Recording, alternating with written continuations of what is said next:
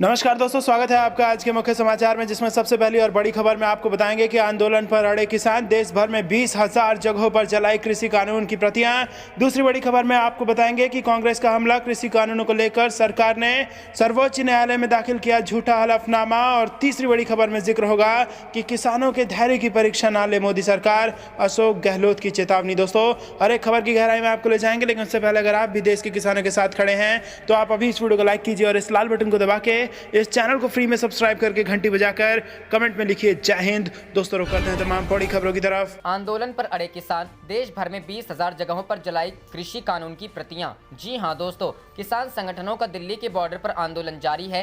Singhu border पर बुधवार शाम को प्रदर्शनकारी किसानों ने लोहड़ी के अवसर पर कृषि कानूनों की प्रतियां जलाई। अखिल भारतीय किसान संघर्ष समन्वय समिति ने बताया कि कानून की प्रतियां जलाई गई। किसान समिति ने बताया कि 3 कृषि कानून और बिजली बिल 2020 को रद्द करने की किसानों की मांग पर सरकार का रवैया अड़ियल है। उसके खिलाफ अभियान तेज करते हुए देश भर में 20,000 से ज्यादा स्थानों पर कृषि कानून की प्रतियां जलाई गई। सभी स्थानों पर किसानों ने एकत्र होकर कानून की प्रतियां जलाई और उन्हें रद्द करने के नारे लगाए। किसान समिति ने दिल्ली के आसपास 300 किलोमीटर के दायरे में स्थित सभी जिलों के किसानों से अपील की है कि वे दिल्ली में गणतंत्र दिवस पर ट्रैक्टर परेड की तैयारी में जुटे और बॉर्डर पर जमा हो। जहां 18 जनवरी को सभी जिलों में महिला किसान दिवस मनाया जाएगा, वहीं बंगाल में 20 से 22 जनवरी, महाराष्ट्र में 24 से 26 जनवरी, केरल, तेलंगाना, आंध्र प्रदेश में 23 से 25 जनवरी और ओडिशा में 23 जनवरी को महामहिम के कार्यालय के समक्ष महापड़ाव आयोजित किया जाएगा। AIKSCC ने कहा कि केंद्र सरकार यह बता पाने में नाकाम रही है कि कैसे ये कृषि कानून किसानों के लिए फायदेमंद है, जबकि आंदोलन को 50 दिन से ज्यादा हो गए। समिति ने कहा कि केंद्र का ये तर्क कि नए कृषि कानून से तकनीकी विकास, पूंजी का निवेश, मूल्य वृद्धि होगी, लेकिन ये कानून इन कामों की जिम्मेदारी बड़े कॉरपोरेट को देते हैं, तो इससे इस कानून का अर्थ नहीं रह जाएगा। AIKSCC ने जारी बयान में कहा कि इसी तर्क के अनुसार सरकार ने निजी निवेशकों को मदद देने के लिए 1 लाख करोड़ रुपए आवंटित किए हैं, लेकिन तकनीकी विकास, पूंजीगत निवेश और मूल्य वृद्धि के लिए आश्वस्त बाजार के विकास को लेकर अपनी जिम्मेदारियों के निर्वाह में वह इस धन को नहीं लगाना चाहती। कॉरपोरेट जब यह निवेश करेगा तो उसका लक्ष्य ऊंचा मुनाफा कमाना और भूमि व जल स्रोतों पर कब्जा करना होगा। किसान समिति ने कहा कि सरकार ने सुप्रीम कोर्ट में किसान नेताओं पर गलत आरोप लगाए। किसान बता चुके हैं कि इन कानूनों से उनके बाजार, जमीन की सुरक्षा पर हमला होगा, लागत व सेवाओं के दाम बढ़ेंगे, उपज के दाम घटेंगे, किसानों पर कर्ज और आत्महत्याएं बढ़ेंगी, राशन व्यवस्था भंग होगी, खाने के दाम बढ़ेंगे। केंद्र सरकार न केवल किसानों के प्रति अपनी जिम्मेदारियों को पूरा करने में विफल रही है, बल्कि उसने सर्वोच्च न्यायालय के सामने सही तथ्य पेश नहीं किए हैं। रुख करते हैं अगली खबर की तरफ। कांग्रेस का हमला, कृषि कानूनों को लेकर सरकार ने सर्वोच्च न्यायालय में दाखिल किया है झूठा हलफनामा। जी हां दोस्तों, किसानों की मांगों को लेकर मोदी सरकार पर हमलावर कांग्रेस ने गंभीर आरोप लगाते हुए कहा कि सरकार ने सर्वोच्च न्यायालय में दाखिल किए हलफनामे में गलत जानकारियां देकर अदालत को गुमराह किया है। इस हमले के बीच राहुल गांधी ने भी मोदी सरकार को आड़े हाथों लेते हुए ट्वीट किया कि 60 से ज्यादा अन्नदाता की शहादत से मोदी सरकार शर्मिंदा नहीं हुई, लेकिन ट्रैक्टर रैली से इन्हें शर्मिंदगी हो रही है। कांग्रेस ने अदालत को गुमराह करने के अपने आरोप को साबित करने के लिए सूचना के अधिकार के तहत मिली जानकारी को साझा किया, जिसमें पूछा गया था कि अध्यादेश और कानून लाने से पहले सरकार ने तीनों कानूनों को लेकर कब, कितनी बार और किस किस से परामर्श किया था। RTI के जवाब में बताया गया कि सरकार के पास इसका कोई रिकॉर्ड नहीं है, जबकि हलफनामे में सरकार ने सर्वोच्च न्यायालय को बताया कि उसने पिछले कई वर्षों तक इन कानूनों को लेकर परामर्श किया है। कांग्रेस प्रवक्ता अभिषेक सिंघवी ने इसे सरासर झूठ बताते हुए दलील दी कि 2003 और 2013 में जो सुझाव आए, यह सरकार उसे परामर्श बता रही है, जबकि सच्चाई ये है कि इन सुझावों साफ इशारा किया गया था कि ऐसा कानून बनाने का अधिकार राज्यों के पास है, केंद्र केवल प्रस्तावित कर सकता है, लेकिन अध्यादेश लाने और कानून बनाने से पहले सरकार ने कोई परामर्श किया ही नहीं था। उल्लेखनीय है कि कृषि कानून के विरोध में किसान संगठन पिछले करीब 50 दिनों से दिल्ली के निकट विरोध प्रदर्शन कर रहे हैं। सरकार और किसान संगठनों के बीच अब तक बातचीत बेनतीजा रही है। रुख करते हैं अगली खबर की तरफ। किसानों के धैर्य की परीक्षा ना ले मोदी सरकार, गहलोत। जी हां दोस्तों, राजस्थान के मुख्यमंत्री अशोक गहलोत ने बुधवार को कहा कि केंद्र की मोदी सरकार को किसानों के धैर्य की परीक्षा लेने की बजाय कृषि कानूनों को वापस लेना चाहिए। इसके साथ ही उन्होंने कहा कि कांग्रेस किसानों के संघर्ष में उनके साथ है। गहलोत ने ट्वीट किया, कांग्रेस पार्टी किसानों के संघर्ष में उनके साथ खड़ी है, लेकिन कृषि कानूनों का समर्थन कर चुके सदस्यों की कमेटी से उन्हें उम्मीद नहीं है। मोदी सरकार को किसानों के धैर्य का इम्तिहान लेने की बजाय तीनों काले कृषि कानून वापस लेने चाहिए। मुख्यमंत्री ने ऋग्वेद की एक ऋचा क्षेत्र पतिना व्यम हितनिर जयमसी का हवाला देते हुए कहा कि इसका अर्थ है कि किसान के हित से ही हमारा कल्याण होता है। राजनीति के लिए धर्म का सहारा लेने वाली भाजपा को हमारे धार्मिक ग्रंथों में लिखी बातों का भी अनुकरण करना चाहिए। उन्होंने लिखा है, केंद्र सरकार को तुरंत तीनों कृषि कानून को वापस लेकर अन्नदाता को राहत देनी चाहिए। रुख करते हैं अगली खबर की तरफ। यूपी सरकार को बड़ा झटका, हाई कोर्ट का आदेश, शादी से पहले आपत्तियां मांगना गलत। जी हां दोस्तों, अंतर, धार्मिक जोड़ों की शादी के लिए नोटिस का अनिवार्य प्रदर्शन अब से वैकल्पिक होगा। इलाहाबाद उच्च न्यायालय ने बुधवार को एक आदेश देते हुए कहा कि इस तरह की शादी के लिए नोटिस लगाना अनिवार्य नहीं होगा। कोर्ट के इस फैसले से अंतर, धार्मिक जोड़ों को राहत मिलेगी। लव जिहाद के मामलों के बीच शादियों के रजिस्ट्रेशन को लेकर इलाहाबाद हाईकोर्ट की लखनऊ बेंच ने बड़ा फैसला दिया है। हाई कोर्ट ने शादियों से पहले नोटिस प्रकाशित होने और उस पर आपत्तियां मांगने को गलत माना है। अदालत ने इसे स्वतंत्रता और निजता के मौलिक अधिकारों का हनन बताया। अदालत ने विशेष विवाह अधिनियम की धारा 6 और 7 को भी गलत बताया। अदालत ने कहा कि किसी की दखल के बिना पसंद का जीवन साथी चुनना व्यक्ति का मौलिक अधिकार है। अदालत ने कहा कि अगर शादी कर रहे लोग नहीं चाहते तो उनका ब्यौरा सार्वजनिक न किया जाए। कोर्ट ने कहा कि ऐसे लोगों के लिए सूचना प्रकाशित कर उस पर लोगों की आपत्तियां न ली जाए। हालांकि विवाह कराने वाले अधिकारी के सामने यह विकल्प रहेगा कि वह दोनों पक्षों की पहचान, उम्र और अन्य तथ्यों को सत्यापित कर ले। क्या था मामला? अदालत ने कहा कि इस तरह का कदम सदियों पुराना है, जो युवा पीढ़ी पर क्रूरता और अन्याय करने जैसा है। हाईकोर्ट की लखनऊ बेंच के जस्टिस विवेक चौधरी ने यह फैसला दिया। साफिया सुल्तान की बंदी प्रत्यक्षीकरण याचिका पर कोर्ट ने यह आदेश दिया है। साफिया सुल्तान ने हिंदू धर्म अपनाकर अभिषेक कुमार पांडे से शादी की है। साफिया सुल्तान ने अपना नाम बदलकर सिमरन कर लिया है। हाईकोर्ट ने सुनवाई पूरी होने के बाद 14 दिसंबर को फैसला सुरक्षित कर लिया था। हाईकोर्ट की लखनऊ बेंच ने अपना फैसला सुनाते हुए याचिका निस्तारित कर दी। रुख करते हैं अगली खबर की तरफ। किसानों के समर्थन में बीजेपी नेता ने छोड़ी पार्टी, अकाली दल में गए। जी हां दोस्तों, किसानों के साथ एकजुटता दिखाते हुए पंजाब के फरीदकोट के बीजेपी अध्यक्ष विजय छाबड़ा ने पार्टी छोड़ दी और अकाली दल में शामिल हो गए। छाबड़ा फरीदकोट नगर निगम में पार्षद भी हैं। मालूम हो कि कुछ ही समय पहले शिरोमणि अकाली दल एनडीए से अलग हुआ है। ऐसे में अपने इस कदम से अकालियों ने भगवा पार्टी को जोर का झटका दिया है। जिलाध्यक्ष के पार्टी छोड़ने से अंदाजा लगाया जा सकता है कि बीजेपी पर पंजाब में कितना दबाव है। अकाली दल नेता सुखबीर बादल की मौजूदगी में छाबड़ा ने पार्टी ज्वाइन की। छाबड़ा ने कहा कि पार्टी नेतृत्व ने उनकी बात नहीं सुनी, इसलिए उन्होंने बीजेपी छोड़ देना ही ठीक समझा। बता दें कि आज पंजाब में किसानों ने कृषि कानून के विरोध में लोहड़ी के मौके पर कई स्थानों पर केंद्र सरकार द्वारा लाए गए 3 नए कृषि कानूनों की प्रतियां जलाई। मालूम हो कि लोहड़ी का त्योहार पंजाब, हरियाणा और उत्तर भारत के अन्य हिस्सों में मनाया जाता है। विभिन्न किसान यूनियन से जुड़े किसानों ने राज्य के कई स्थानों पर विरोध प्रदर्शन किया और नए कृषि कानूनों की प्रतियां जलाई। किसानों ने भाजपा के नेतृत्व वाले केंद्र के खिलाफ भी नारेबाजी की और सरकार से उनकी मांगों को नहीं मानने के लिए नारेबाजी की। उन्होंने मांग की कि नए कृषि कानूनों को निरस्त किया जाना चाहिए। किसान मजदूर संघर्ष समिति के बैनर तले महिलाओं सहित किसानों ने अमृतसर के पंडेर कलान गांव में विरोध प्रदर्शन किया। समिति के महासचिव सरवंत सिंह पंडेर ने कहा, हमने इन कानूनों के विरोध में कृषि कानूनों की प्रतियां जलाई। इस तरह का विरोध प्रदर्शन अमृतसर में अन्य स्थानों पर भी किया जा रहा है। पंडेर ने कहा, जब तक केंद्र किसानों की सभी मांगों को स्वीकार नहीं करता, तब तक हमारा आंदोलन जारी रहेगा। रुख करते हैं अगली खबर की तरफ। दुष्यंत के विधायक टूटे तो निर्दलीय भी छोड़ सकते हैं खट्टर का साथ, अविश्वास प्रस्ताव लाने की तैयारी में कांग्रेस। जी हां दोस्तों, कृषि कानूनों के खिलाफ किसानों के आंदोलन के बीच कांग्रेस की नजर हरियाणा पर है। हरियाणा में भाजपा सरकार पर दबाव बढ़ता जा रहा है। मुख्यमंत्री मनोहर लाल सरकार का समर्थन कर रही जननायक जनता पार्टी और कई निर्दलीय विधायक इन कानूनों के खिलाफ हैं। वह किसानों की कानून वापस लेने की मांग के साथ है। यही वजह है कि मुख्यमंत्री मनोहर लाल और उप मुख्यमंत्री दुष्यंत चौटाला ने केंद्रीय गृह मंत्री अमित शाह से मुलाकात की है। हरियाणा से ताल्लुक रखने वाले कांग्रेस के एक वरिष्ठ नेता ने कहा कि प्रदेश में भाजपा सरकार की राह आसान नहीं है। जननायक जनता पार्टी के अध्यक्ष के तौर पर दुष्यंत चौटाला ने इस मुद्दे पर सख्त रुख नहीं अपनाया तो कई विधायक उनके खिलाफ जा सकते हैं, क्योंकि जसपा को ग्रामीण क्षेत्रों से समर्थन मिला था। ऐसे में सरकार में बने रहने के लिए दुष्यंत चौटाला किसानों के हितों की अनदेखी करते हैं तो उन्हें अपने विधायकों को एकजुट रखना मुश्किल होगा। कांग्रेस के एक वरिष्ठ नेता ने कहा कि जसपा के कुछ विधायक अपनी पार्टी के खिलाफ रुख अपनाते हैं तो निर्दलीय विधायक भी पाला बदल सकते हैं। हरियाणा में मनोहर लाल सरकार को जसपा के 10 और 7 निर्दलीय विधायकों का समर्थन हासिल है। इंडियन नेशनल लोकदल के नेता अभय सिंह चौटाला के किसान के समर्थन में विधानसभा से इस्तीफा देने के ऐलान से भी उप मुख्यमंत्री दुष्यंत चौटाला पर दबाव बढ़ा है। ऐसे में पार्टी की नजर जसपा पर है। अविश्वास प्रस्ताव लाने की तैयारी। पूर्व मुख्यमंत्री भूपेंद्र सिंह हुड्डा पहले ही राज्य सरकार के खिलाफ विधानसभा में अविश्वास प्रस्ताव पेश करने का ऐलान कर चुके हैं। कांग्रेस का मानना है कि दुष्यंत चौटाला सरकार का साथ नहीं छोड़ेंगे। ऐसे में उनके विधायक बगावत का रास्ता अपना सकते हैं। अविश्वास प्रस्ताव इसी रणनीति का हिस्सा है ताकि किसानों के सामने दूध का दूध और पानी का पानी किया जा सके। रुख करते हैं अगली खबर की तरफ। किसान आज जलाएंगे कृषि कानूनों के प्रति सुप्रीम कोर्ट के फैसले के बावजूद आंदोलन जारी। जी हां दोस्तों, सुप्रीम कोर्ट ने मंगलवार को अगले आदेश तक नए कृषि कानूनों को लागू करने से रोक लगा दी। इसके बावजूद किसानों का प्रदर्शन दिल्ली की सीमाओं पर जारी है और किसान आज लोहड़ी पर तीनों कृषि कानून की कॉपी जलाएंगे। प्रदर्शन कर रहे किसानों ने गणतंत्र दिवस पर दिल्ली और देश के अन्य हिस्सों में ट्रैक्टर परेड निकालने की चेतावनी दी है। इससे पहले किसानों ने 7 जनवरी को दिल्ली के चारों तरफ ट्रैक्टर रैली निकाली थी। हालांकि केंद्र सरकार ने सुप्रीम कोर्ट से इस पर रोक लगाने की मांग की थी। इसके बाद कोर्ट ने मंगलवार को किसान संगठनों को नोटिस जारी कर जवाब मांगा है, लेकिन ट्रैक्टर रैली को लेकर राकेश टिकैत ने कहा कि 26 जनवरी को योजना के अनुसार ट्रैक्टर रैली जारी रहेगी और किसान सीमाओं को नहीं छोड़ेंगे।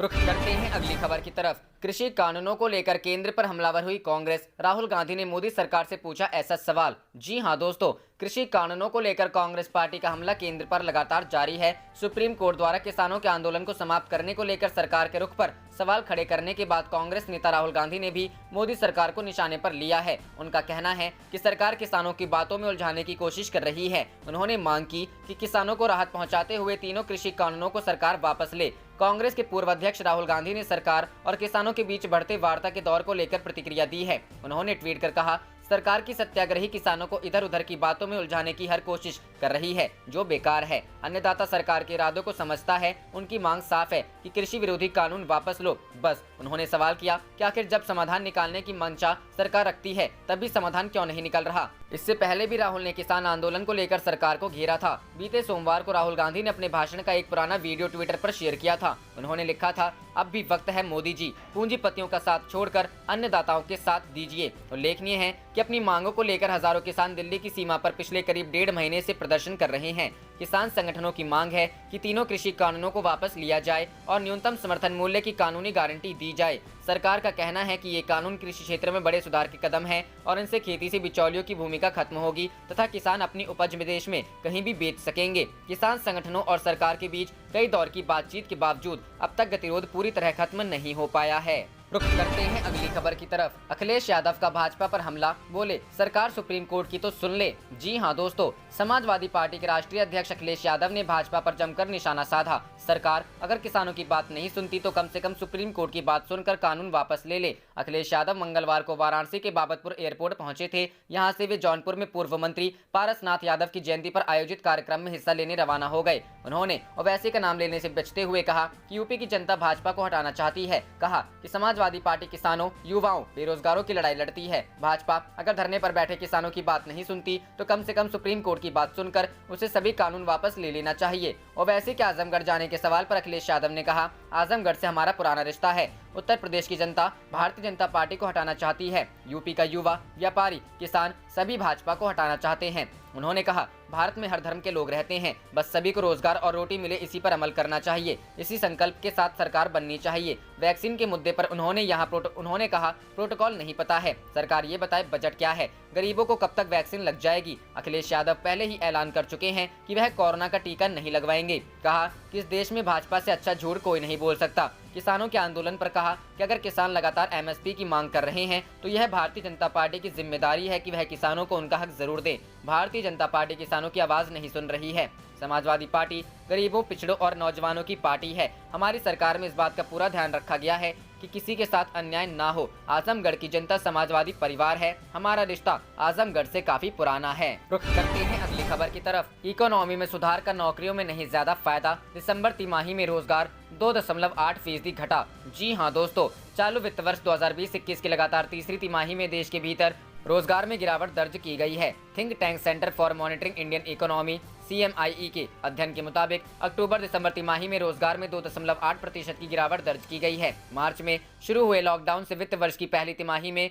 रोजगार की स्थिति बहुत विकट रही। इस दौरान देश में रोजगार दर 18.4% तक गिर गई। फिर अर्थव्यवस्था को अनलॉक किए जाने के बाद हालत में थोड़ा सुधार देखा गया और रोजगार दर में गिरावट 2.6% पर आ गई। CMIE के CEO महेश व्यास ने कहा कि सरकार का अनुमान था कि चालू वित्त वर्ष की दूसरी तिमाही में अर्थव्यवस्था में सुधार होगा, लेकिन बाजार में नौकरियों पर इसका असर नहीं दिख रहा। सरकार को उम्मीद है कि दूसरी छमाही में अर्थव्यवस्था और नहीं सिकुड़ेगी। पिछले वित्त वर्ष की अप्रैल-सितंबर छमाही की तुलना में इस वित्त वर्ष की पहली छमाही में देश के रियल जीडीपी में 15.7% गिरावट देखी गई थी। रुख करते हैं अगली खबर की तरफ। हरियाणा में भाजपा सरकार की सहयोगी जेजेपी विधायकों की धमकी, कृषि बिल वापस लो वरना पड़ेगा भारी। जी हां दोस्तों, केंद्र सरकार को 3 कृषि कानूनों को वापस लेना चाहिए, अन्यथा हरियाणा में सत्तारूढ़ भाजपा जसपा गठबंधन को इसकी भारी कीमत चुकानी पड़ सकती है। यह बात मंगलवार को जसपा विधायकों के एक धड़े ने कही। जसपा प्रमुख और उप मुख्यमंत्री दुष्यंत चौटाला के केंद्रीय गृह मंत्री अमित शाह से यहां मुलाकात करने से पहले विधायकों ने यह दावा किया। चौटाला और हरियाणा के मुख्यमंत्री मनोहर लाल खट्टर राष्ट्रीय राजधानी में शाह से मुलाकात करने के लिए पहुंचे हैं और उनके साथ भाजपा के राज्य अध्यक्ष ओपी धनखड़ मौजूद हैं। भाजपा ने 2019 में हुए हरियाणा विधानसभा चुनावों में 90 सीटों में से 40 सीटों पर जीत दर्ज की थी और उसने जननायक जनता पार्टी के 10 विधायकों और 7 निर्दलीय विधायकों के सहयोग से सरकार बनाई। जसपा विधायक जोगी राम सिहाग ने कहा कि केंद्र को इन कानूनों को वापस लेना चाहिए क्योंकि हरियाणा, पंजाब और देश के किसान इन कानूनों के खिलाफ हैं। उन्होंने कहा, हम दुष्यंत जी से आग्रह किया है कि हमारी भावनाओं से अमित शाह जी को अवगत करा दे। शाह से मुलाकात करने से पहले चौटाला यहां एक फार्म हाउस में अपनी पार्टी के सभी विधायकों के साथ बैठक की। जसपा विधायक राम कुमार गौतम ने कहा, हमारा जसपा से कोई लेना देना नहीं है, दिल्ली नहीं जा रहे हैं। हरियाणा में तीनों कृषि कानून के खिलाफ भावनाएं हैं और आगामी दिनों में इसकी कीमत सत्तारूढ़ भाजपा जसपा गठबंधन को चुकानी होगी। हरियाणा में किसान आंदोलन के राजनीतिक प्रभाव को देखते हुए चौटाला ने यह बैठक बुलाई ताकि अपने विधायकों को गठबंधन में एकजुट बनाए रख सकें। पिछले हफ्ते खट्टर करनाल के अपने विधानसभा क्षेत्र में किसानों की रैली को संबोधित नहीं कर सके क्योंकि किसानों ने रैली स्थल पर तोड़फोड़ कर दी। कुछ हफ्ते पहले किसानों ने चौटाला के विधानसभा क्षेत्र हिसार में एक हेलीपैड को खोद डाला। साथ ही निर्दलीय विधायक सांगवान ने सरकार से समर्थन वापस ले लिया है। हरियाणा और पंजाब सहित देश के विभिन्न हिस्सों के किसान पिछले वर्ष 28 नवंबर से दिल्ली की अलग अलग सीमाओं पर प्रदर्शन कर रहे हैं और तीनों कानूनों को वापस लेने तथा अपनी फसलों के लिए न्यूनतम समर्थन मूल्य की वैधानिक गारंटी की मांग कर रहे हैं। रुख करते हैं अगली खबर की तरफ। सुप्रीम कोर्ट की कमेटी पर राहुल गांधी बोले, क्या कृषि कानूनों का समर्थन करने वालों से न्याय की उम्मीद की जा सकती है? जी हां दोस्तों, किसान आंदोलन के बीच सुप्रीम कोर्ट ने आज 3 नए कृषि कानूनों के अमल पर रोक लगा दी और 4 सदस्यों की कमेटी गठित की। अब कमेटी में शामिल सदस्यों को लेकर किसान संगठनों और विपक्षी दलों ने सवाल उठाए हैं। इनका कहना है कि कमेटी में शामिल 4 सदस्य नए कृषि कानूनों का समर्थन कर चुके हैं। कांग्रेस के पूर्व अध्यक्ष राहुल गांधी ने भी सवाल उठाए हैं। राहुल गांधी ने ट्वीट कर कहा, क्या कृषि विरोधी कानूनों का लिखित समर्थन करने वाले व्यक्तियों से न्याय की उम्मीद की जा सकती है? ये संघर्ष किसान मजदूर विरोधी कानूनों के खत्म होने तक जारी रहेगा। जय जवान जय किसान। किसान संगठनों का भी कहना है कि सुप्रीम कोर्ट की गठित कमेटी में जितने सदस्य हैं वे कृषि कानूनों के समर्थक हैं। वे कानून के समर्थन की सार्वजनिक वकालत कर चुके हैं। किसान नेताओं ने कहा कि वे इस कमेटी के सामने पेश नहीं होंगे। सुप्रीम कोर्ट ने किसानों और सरकार के बीच जारी गतिरोध को खत्म करने के उद्देश्य से कमेटी गठित की है। इस कमेटी में सदस्य के तौर पर भारतीय किसान यूनियन नेता भूपिंदर सिंह मान, महाराष्ट्र के शेतकरी संगठन के नेता अनिल घनवटे, कृषि विशेषज्ञ अशोक गुलाटी और खाद्य नीति विशेषज्ञ प्रमोद जोशी को शामिल किया गया है। शीर्ष अदालत ने आदेश में कहा है कि 4 सदस्यीय कमेटी 10 दिन में काम शुरू करेगी और 2 महीने में रिपोर्ट देगी। अगली सुनवाई 8 हफ्ते बाद होगी। बता दें कि 3 नए कृषि कानूनों के खिलाफ किसानों का आंदोलन पिछले 48 दिनों से दिल्ली की सीमाओं पर जारी है। इस गतिरोध को खत्म करने के लिए सरकार और किसान संगठनों के बीच 8 दौर की बैठकें हो चुकी हैं। अगली बैठक 15 जनवरी को तय है। रुख करते हैं अगली खबर की तरफ। तीनों कृषि कानूनों पर रोक के बाद कई किसानों का पहला रिएक्शन। राकेश टिकैत ने कहा, आंदोलन जारी रहेगा। जी हां दोस्तों, 3 नए कृषि कानूनों पर सुप्रीम कोर्ट की रोक के बाद किसानों ने टिप्पणी की है। सुप्रीम कोर्ट के आदेश पर सबसे पहले भारतीय किसान यूनियन के नेता राकेश टिकैत ने कहा, आंदोलन जारी रहेगा, कानून वापस नहीं तो घर वापसी नहीं। वहीं अन्य किसान भी कोर्ट के फैसले से खुश नजर नहीं आए। मीडिया रिपोर्ट के मुताबिक किसान नेता राकेश टिकैत ने कहा है कि हम सुप्रीम कोर्ट के आदेश पर अब चर्चा करेंगे, उसके बाद ही कुछ फैसला लेंगे। हालांकि उन्होंने कहा कि 26 जनवरी को ट्रैक्टर रैली निकाली जाएगी। इसी दौरान सिंह बॉर्डर से एक किसान ने कहा कि कोर्ट के रोक का कोई फायदा नहीं है, क्योंकि यह सरकार का एक तरीका है कि हमारा आंदोलन बंद हो जाए। यह सुप्रीम कोर्ट का काम नहीं है, यह सरकार का काम था, संसद का काम था और संसद इसे वापस ले। जब तक संसद में ये वापस नहीं होंगे, हमारा संघर्ष जारी रहेगा। सुप्रीम कोर्ट ने आज कृषि कानूनों पर रोक लगा दी है। साथ ही कानून को लेकर 4 सदस्य कमेटी का गठन किया है। इस कमेटी में हरसिमरत मान, कृषि अर्थशास्त्री अशोक गुलाटी, डॉक्टर प्रमोद कुमार जोशी, पूर्व निदेशक राष्ट्रीय कृषि अनुसंधान प्रबंधन अनिल धनवंत शामिल किया गया है, जो सुप्रीम कोर्ट को अपनी रिपोर्ट देंगे। इससे पहले मोदी सरकार के साथ किसानों की 8 दौर की बातचीत विफल रही है। रुख करते हैं अगली खबर की तरफ। सुप्रीम कोर्ट के आदेश के बाद बोले किसान नेता, कमेटी के सभी सदस्य सरकार समर्थक, आंदोलन को ठंडे बस्ते में डालने की कोशिश। जी हां दोस्तों, संयुक्त किसान मोर्चा ने मंगलवार को सुप्रीम कोर्ट द्वारा गठित कमेटी के सदस्यों को सरकार समर्थक बताते हुए कहा कि यह आंदोलन को ठंडे बस्ते में डालने की कोशिश है। किसान संगठनों ने कहा कि कमेटी के सदस्य भरोसेमंद नहीं है, क्योंकि उन्होंने लेख लिखे हैं कि कृषि कानून किस तरह से किसानों के हित में है। कमेटी का गठन केंद्र सरकार की शरारत है। किसान नेताओं ने ऐलान किया कि वे अपना आंदोलन खत्म नहीं करेंगे और इसे जारी रखेंगे। किसान नेता बलबीर सिंह राजेवाल ने संवाददाता सम्मेलन में कहा, हम किसी भी कमेटी के सामने उपस्थित नहीं होंगे। हमारा आंदोलन तीनों कृषि कानूनों के खिलाफ है। हमने सुप्रीम कोर्ट से कमेटी बनाने का कभी अनुरोध नहीं किया और इसके पीछे सरकार का हाथ है। आप देख रहे थे आपका अपना चैनल जय हिंद जय भारत।